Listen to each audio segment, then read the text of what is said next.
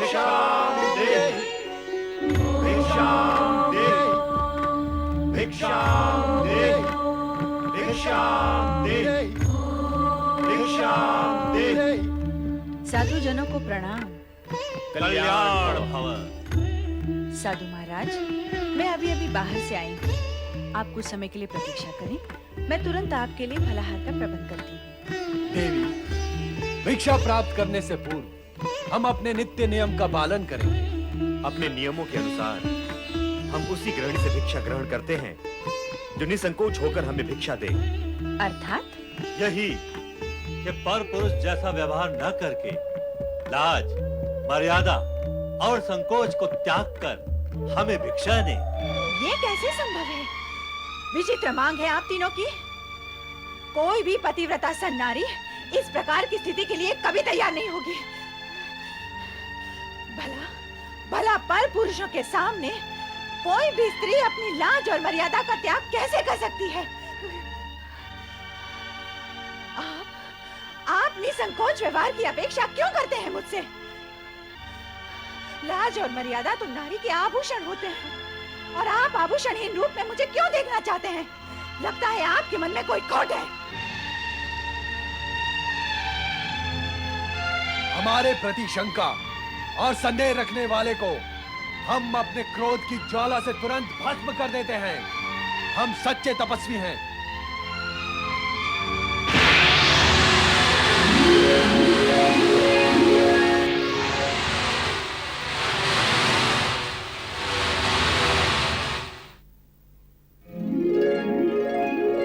यदि तू स्वयं को इतनी महान सती समझती है तो तेरे मन में विकार ने क्यों प्रवेश किया? और यदि तेरे मन में विकार नहीं है तो तुझे तुरंत हमारी मांग स्वीकार कर लेनी चाहिए। बुद्धि भ्रमित नारी, ये मत भूल, यदि तूने हम तीनों महात्माओं को बिना भिक्षा दिए लौटा दिया तो इसका परिणाम, विनाशकारी परिणाम तुझे जीवन भर भुगतना होगा। नहीं साधुजन, नहीं। आप रुके। क्यों रुके? क्या अपना अपमान करवाने के लिए रुके? जब हमारी मांग पूरी नहीं हो सकती तो हम क्यों रुके? किंतु साधु द्वार पर आकर लौट जाएं, ये तो उचित नहीं है। उचित अनुचित का विचार करने वाले हट नहीं क्या करते अनसुईया? और हट करने वाले गृहस्थों के यहाँ हम साधु अन्न जल ग्रहण नहीं करते। इसलिए हमारा लौट जाना ही उचित होगा। ऐसा अनर्थ ना करे साधुजन। अनर्थ से बचना चाहती हो तो हमारे शब्दों का अर्थ समझो। अर्थ समझ लेने के पश्चात उन शब्दों पर आचरण भी करो। इसी में तुम्हारा कल्याण है अनसुईया। हमारी मांग स्वीकार कर लो। शीघ्र ही ऐसा अवसर आएगा जब तुम ब्रह्मा, विष्णु, महेश इन तीनों की माता बनोगी। मैं माता बनूंगी?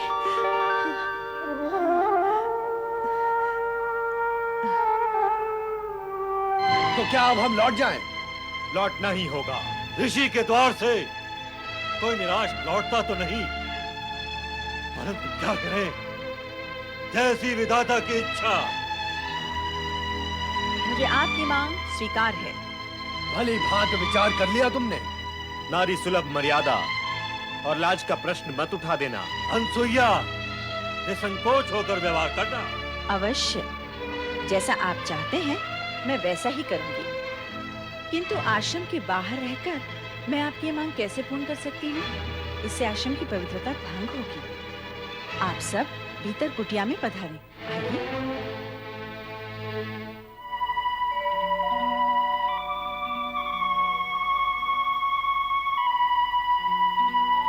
स्वामी, ये त्रिदेव मेरी परीक्षा लेकर मेरी मनोकामना पूर्ण करने आए हैं। मैं तभी इनके सामने अपनी लाज, मर्यादा और संकोच का त्याग कर सकती हूँ जब ये तीनों नवजात शिशु बनकर मुझे माता के रूप में निहारें।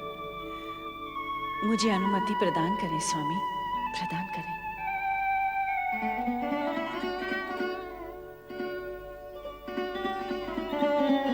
पधारे महात्मागण, अपना आसन ग्रहण करें।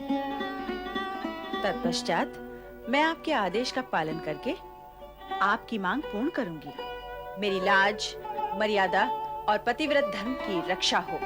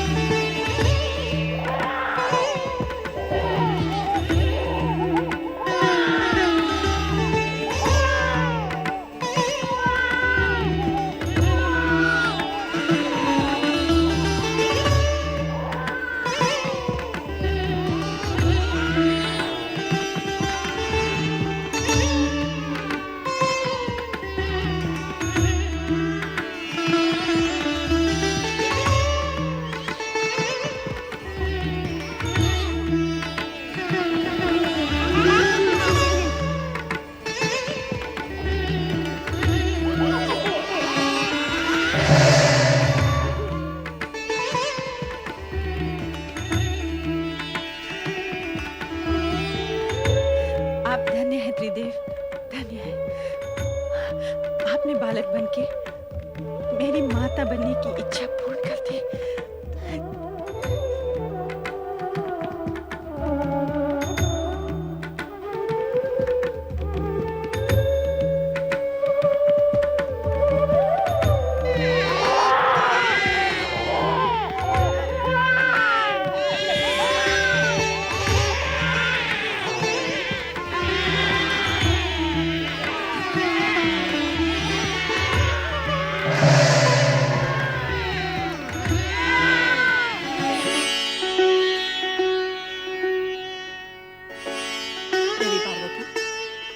आप चिंतित लग रही हैं। हाँ देवी लक्ष्मी, विषय तो अनुसुईया के सतीत्व की परीक्षा का था, किंतु अब वह चिंता तक आ पहुंचा है। चिंता का कारण क्या है देवी? अनुसुईया के सतीत्व की परीक्षा लेने त्रिदेव यहीं से गए हैं। अब तक तो उन्हें लौट आना चाहिए था, किंतु लौटे नहीं। यही चिंता का कारण है।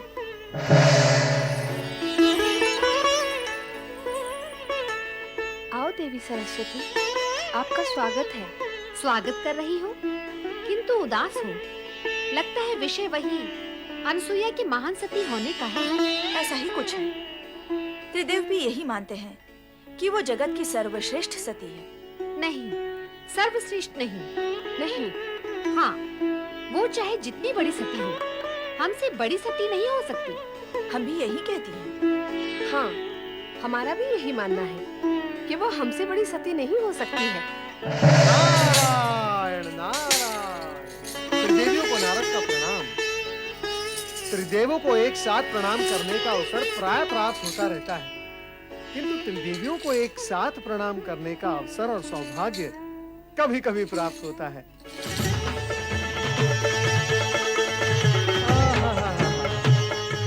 आज कैलाश पर त्रिदेवी सम्मेलन है। अवश्य ही कुछ विशेष प्रसंग होगा, किंतु त्रिदेवियों की शोभा तो त्रिदेव से है। कहाँ है त्रिदेव? नारायण नारायण। मैं तो विष्णु लोक, ब्रह्म लोक दोनों में भ्रमण करके आ रहा हूँ। दोनों लोग सूने पड़े हैं और यहाँ पर भगवान भोलेनाथ भी नहीं है। आप तीनों को तो अवश्य ज्ञात होगा ही कि त्रिदेव कहाँ है। नारद, तुम वाक्पटु तो हो ही, अभिनय पटु भी हो। तो ऐसे अज्ञानी बन रहे हो जैसे तुम्हें कुछ ज्ञान ही न हो। कैसा ज्ञान माता? क्या तुम नहीं जानते कि त्रिदेव अनुसुईया के सतीत्व का अभिमान चूर चूर करने गए हैं? कैसे जानूंगा? कैसे माता? जबकि मैं ये जानता हूँ कि सती अनुसुईया को अभिमान छू भी नहीं सकता, तो फिर उसके चूर चूर होने का प्रश्न भी नहीं उठता। किंतु नारद, तुम ये तो जानते हो कि त्रिदेव अनसुया को महान सती मानते हैं। हाँ, सो तो जानता भी हूँ और मानता भी हूँ माता। क्या तुम भी यही मानते हो? विवशता है माता, विवशता। त्रिदेव जिसे मानते हैं उसे यदि मैं अमान्य कर दूं तो स्वयं मैं अमान्य हो जाऊंगा। तो सत्य यह है कि त्रिदेव की मानता के कारण ही तुम भी यही मानते हो कि अनसुया जगत की महान सती है। हाँ माता। किंतु इसका प्रमाण क्या है? प्रमाण असत्य से उत्पन्न शंका का होता है माता। जो प्रत्यक्ष है उसका क्या प्रमाण? सत्य असत्य का ज्ञान बिना परीक्षा लिए कैसे होगा नारद? माता, यही जानने तो मैं अत्रि आश्रम गया था। क्या नारद, तुम अत्रि आश्रम गए थे? हाँ माता, मैं वहीं से आ रहा हूँ। तो क्या वहाँ त्रिदेव नहीं थे? अब क्या बताऊँ मैं माता? जो सत्य है वही कहो नारद। बताओ नारद, त्रिदेव वहाँ थे अथवा नहीं? थे भी और नहीं भी। नारद, अपनी लीला का प्रदर्शन दानवों अथवा मानवों पर किया करो। स्पष्ट कहो, त्रिदेव वहाँ थे या नहीं? कहो नारद, अनुसुईया के आश्रम में तुम्हें त्रिदेव के दर्शन हुए अथवा नहीं? माता, मैंने वहाँ अनसुया के 3 छोटे-छोटे शिशुओं के दर्शन किए, किंतु त्रिदेव के तो तीनों लोक में कहीं दर्शन नहीं हुए।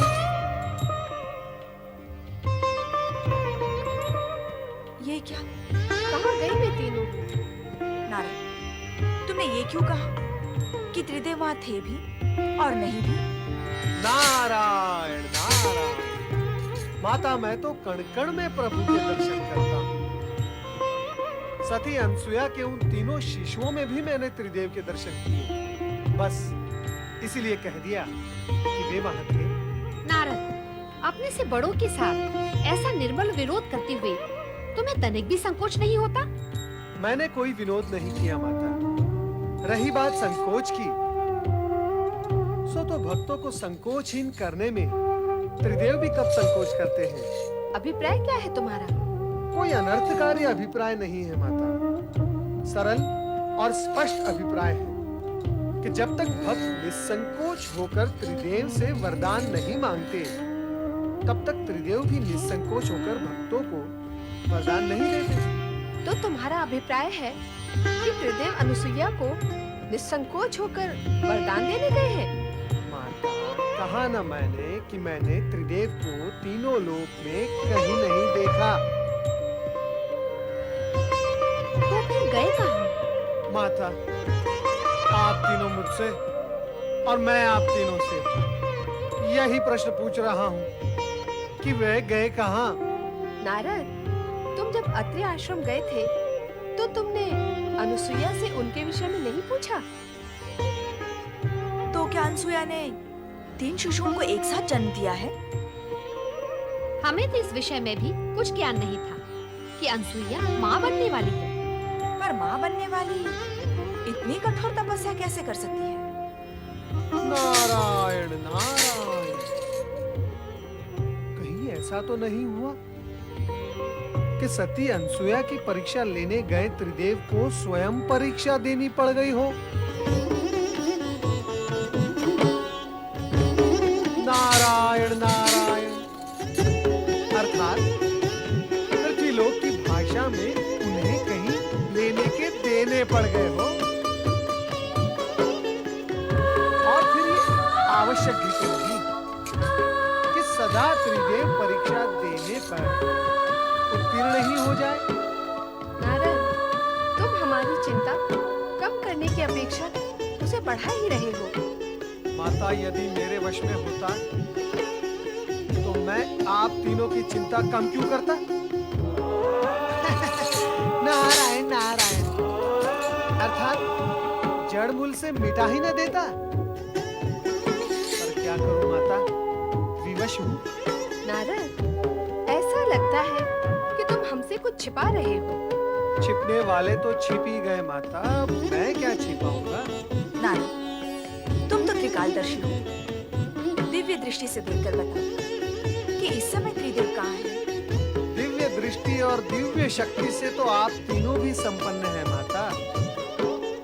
फिर आप ही स्वयं अपनी दिव्य दृष्टि का उपयोग करके देख लें कि आपके पति कहाँ हैं, कैसी स्थिति में हैं और क्या कर रहे हैं। अब तो हमें यही करना होगा। हम व्यर्थ ही उद्विग्न हो रही हैं। चलो देखते हैं।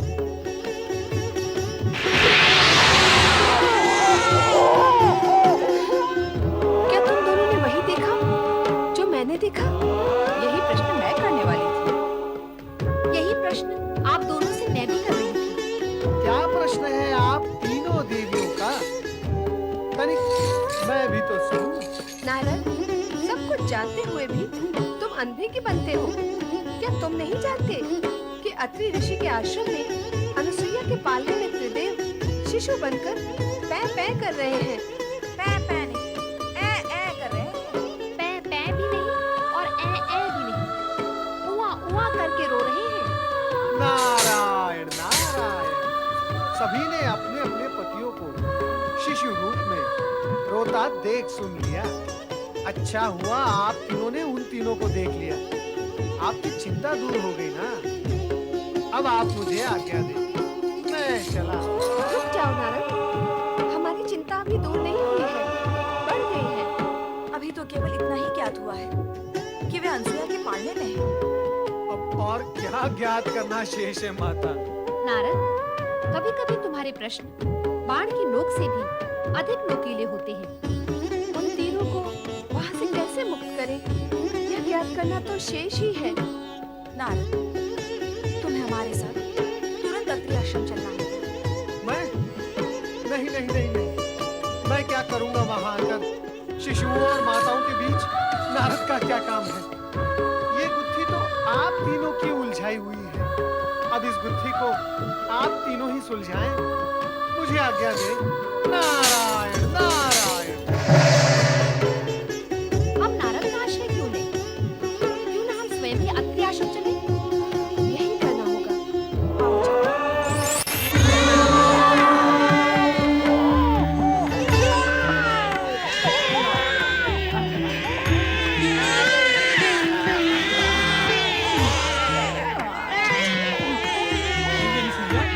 कहाँ से आए?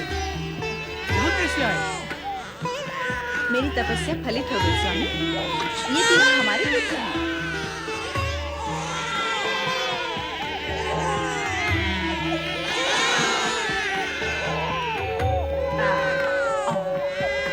ऋषिवर अत्रि,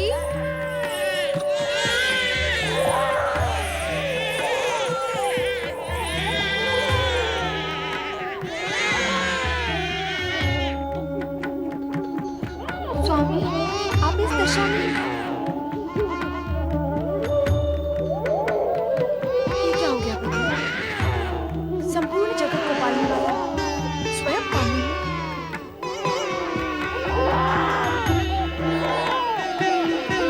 ये कैसे हुआ ब्रह्मदेव? ये तुमने क्या किया अनुसुईया? क्यों किया तुमने ऐसा? त्रिदेव को इस स्थिति तक पहुंचाने में तुम्हें तनिक भी संकोच नहीं हुआ? अर्थात आप इस सत्य को स्वीकार करती हैं कि मैं निसंकोच होकर ये सब कर सकती हूँ। तो विचार करें कि संकोच करते हुए मैं जो करती उसका स्वरूप क्या होता। अभिप्राय क्या है तुम्हारा? अभिप्राय तो कभी कुछ भी नहीं था मेरा। अभिप्राय तो आप तीनों देवियों का था, जिसे लेकर आपके पतिगण मेरी परीक्षा लेने आए थे।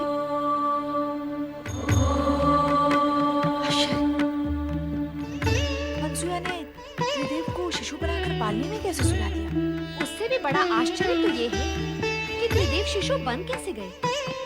वे स्वयं शिशु बनना चाहते थे। ऐसी ही उनकी मांग थी। मैंने तो मात्र उनकी माँ को उनकी आज्ञा समझकर फोन किया है। अनुसुईया, जगत में आज तक कभी ऐसा हुआ नहीं और ना ही भविष्य में ऐसा होना संभव होगा कि त्रिदेव को कोई नारी अपने सतीत्व के बल पर शिशु बनाकर पालने में सुला दे। हाँ अनसुया, हम तुम्हारी प्रतिभक्ति और सतीत्व की श्रेष्ठता को स्वीकार करती हैं। अब प्रत्यक्ष को प्रमाण की आवश्यकता भी क्या है? हम तुम्हारे सतीत्व की श्रेष्ठता को और महानता को प्रणाम करती हैं। अब हमें हमारे पति लौटा दो।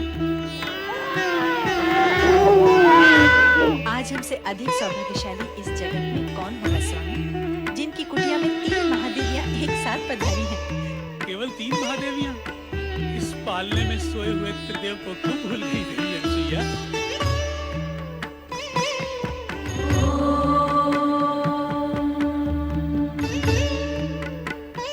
ऋषिवर, कृपा कर अनुसुईया से कहें कि वे त्रिदेव को उनके मूल रूप में प्रकट करें। क्या त्रिदेव स्वयं ऐसा नहीं कर सकते? नहीं, अनसुया की सतीत्व की शक्ति ने उन्हें शिशु बनाया है। अब वही शक्ति उन्हें मूल रूप दे सकती है। त्रिदेव कभी भी अपने भक्तों की शक्ति के विरुद्ध अपनी शक्ति का उपयोग करके उनको अपमानित नहीं करते, कारण कि भक्तों के पास भी त्रिदेव की ही शक्ति होती है। यदि त्रिदेव को अपनी शक्ति का प्रयोग करना ही होता तो वे शिशु बनते ही क्यों? अनुसुईया के सतीत्व की श्रेष्ठता का सम्मान का ध्यान रखकर अब वे अपने मूल रूप में स्वयं नहीं आएंगे। जब उन्होंने अनुसुईया के सतीत्व की श्रेष्ठता को स्वीकार किया है तो उनकी इच्छा का अवश्य सम्मान करेंगे। अतः ऋषि, आप ही अनसुया से कहें कि वे त्रिदेव को अपने मूल रूप में प्रकट करें। ब्रह्मा, विष्णु, महेश ने तुम्हारी मनोकामना पूर्ण की देवी। यदि तुम इन्हें शिशु बनाकर रखोगी तो संपूर्ण जगत की व्यवस्था और स्थिति अस्त व्यस्त हो जाएगी। त्रिदेव को उनका मूल रूप प्रदान करो देवी अनसुईया।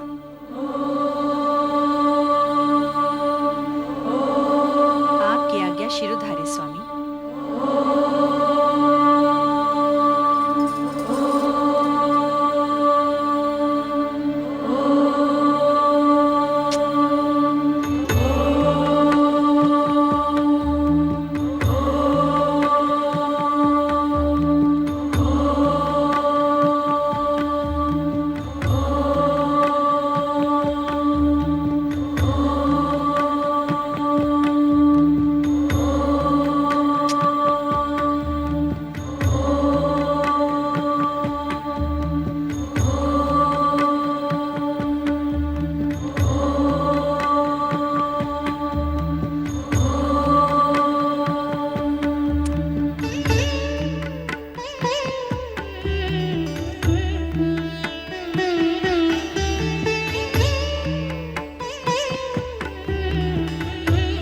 पतिव्रत धर्म की सदा जय हो।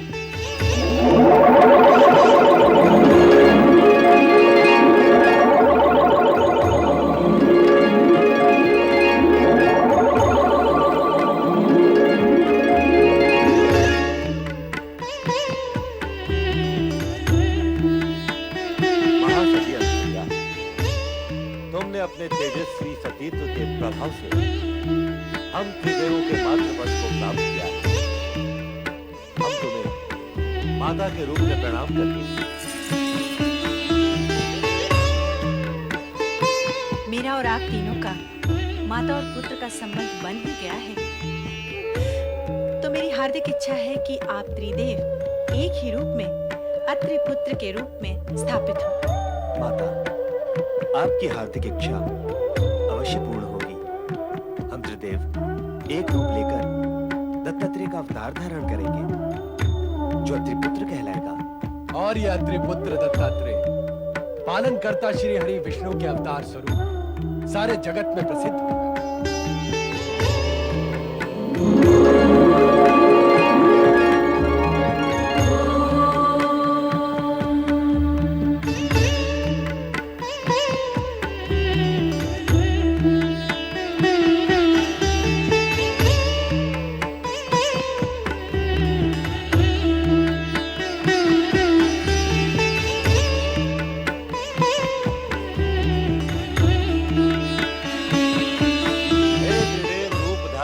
दत्तात्रेय, आप हम त्रिदेवों की सम्मिलित शक्ति के धारक होते देवी सौम्य, शालीन, परोपकारी एवं शांत प्रकृति के हैं। और भगवान दत्तात्रेय एवं विष्णु अवतार के रूप में आपकी कीर्ति दिग दिगंत तक व्याप्त रहेगी।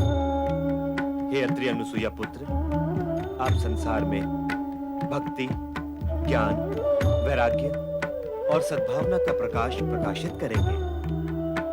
हे संत वेशधारी दत्तात्रेय, आप जगत में अवधूत के वैराग्य प्रदर्शक नाम से प्रसिद्ध हैं। जो भक्त सच्चे मन से आपकी पूजा आराधना व नाम स्मरण करेगा, वो हम तीनों को प्राप्त होगा। साथ ही वो त्रिदेवों की कृपा का अधिकारी है। हे श्री हरि विष्णु अवतार दत्तात्रेय, जो भी भक्त आपका नाम स्मरण करेगा वो सदा धन, वैभव और संपन्नता से पूर्ण रहेगा। इतना ही नहीं, आपकी भक्ति करने वाले भक्त का ज्ञान चमत्कार पूर्ण होगा। ज्ञान व विद्या में वो सदा अग्रणीय रहेगा। जगत में भक्ति और वैराग्य की धारा आपके नाम से ही प्रवाहित होने लगेगी। त्रिदेव और त्रिदेवियों ने अपनी कृपा का जो प्रसाद दत्तात्रेय को प्रदान किया है वो अभूतपूर्व है। जगत में ऐसी उपलब्धियां सरलता से प्राप्त नहीं होती। तीनों लोकों की संपदा से अधिक प्राप्त किया है दत्तात्रेय ने। त्रिदेव और त्रिदेवियों ने शेष कुछ भी नहीं छोड़ा।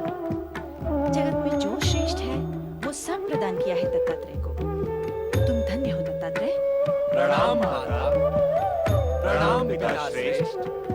मैं दत्तात्रेय इस जगत को धर्म का संदेश सुनाकर प्राणियों को कल्याण मार्ग के लिए प्रेरित करूंगा।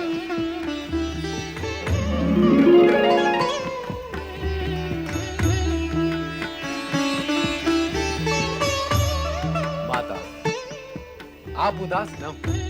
हमने ही स्वप्न में आकर आपको पुत्र प्राप्ति के लिए तपस्या का उपाय सुझाया था। इसलिए हम अपने अंश से आपको ऐसा रुद्रावतारी पुत्र प्रदान करेंगे जो सदा आपकी सेवा में रहेगा। रुद्रावतारी शिवांशी प्रकट हो।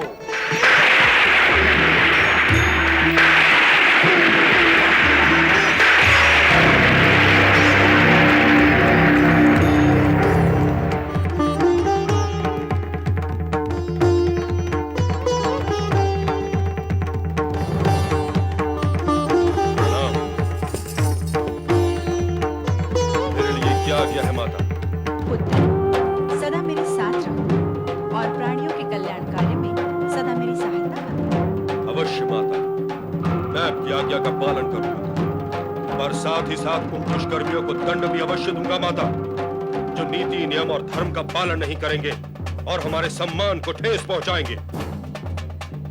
देवेश्वर, आपका ये रुद्रावतार तो जन्म से ही रौद्र रूप धारण करने लगा है। इसे कहिए कि अपने क्रोध पर अंकुश रखिए। रुद्रावतारी शिवांशी, यदि तुमने अपने क्रोध पर संयम नहीं रखा तो जनसाधारण तुम्हें शिवांशी न कहकर दुर्वासा के नाम से पुकारेगा।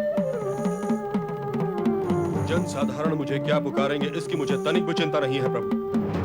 मैं तो मात्र इतना चाहता हूँ कि वे दुष्कर्मी मुझसे भयभीत हो, ताकि वे पाप कर्मों से बचे रहें। स्वामी, आपने स्वयं मुझसे कहा था कि आप ऐसे रुद्रावतार को प्रकट करना चाहते हैं जिसके भय से लोग अनाचार तथा अत्याचार करने से बचे रहें। अब शिवांश को अत्रि अनुसुईया के पुत्र के रूप में प्रकट करके वह कथन सत्य कर दिखाया। पुत्र, तुम्हें देखकर ऐसा प्रतीत होता है कि अपने स्वभाव के कारण तुम दुर्वासा के नाम से ही प्रसिद्ध होगे। आपके वचन सत्य सिद्ध होंगे माता पार्वती। अब मुझे आज्ञा दीजिए, मैं देहाग्नि से तप रहा हूँ, शीघ्र स्नान करके शांत होना चाहता हूँ। माता अनुसुईया, मैं स्नान करके लौटूंगा। मेरे लिए भोजन की व्यवस्था अवश्य करो।